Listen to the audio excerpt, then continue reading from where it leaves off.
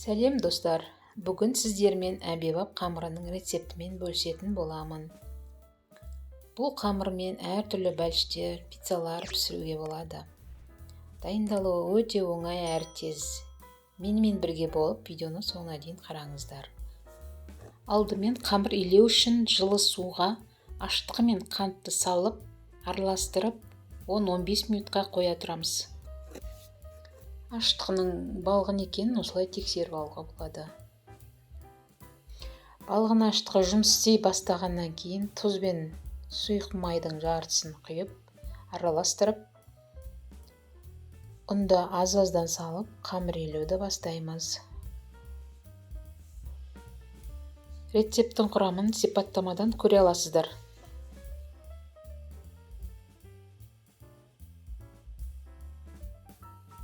Сұйық майдың қалғанын құйып, қамырды 10-15 минуттай жақсылап илеп аламыз. Қамыр өте жұмсақ та, өте қатты да болмауы керек. Орташа ғып илейміз. Егер қамыр өте жұмсақ болса, қуырған кезде майды өзіне сіңіріп алады. Сондықтан орташа қылып илеу керек.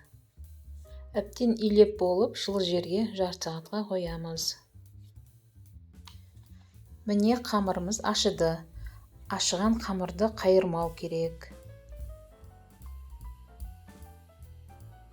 Үстелге май жағып, қамырды 1-ден 70-75 граммнан бөліп,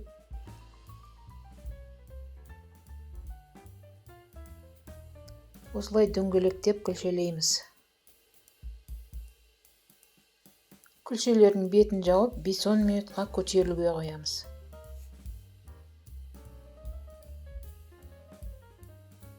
Міне енді қамырымыз дайын болды. Осылай қолмен жайып, салмасын салып, бүріп, бәліш пісіре беруге болады. Сіздер де жасап көріңіздер.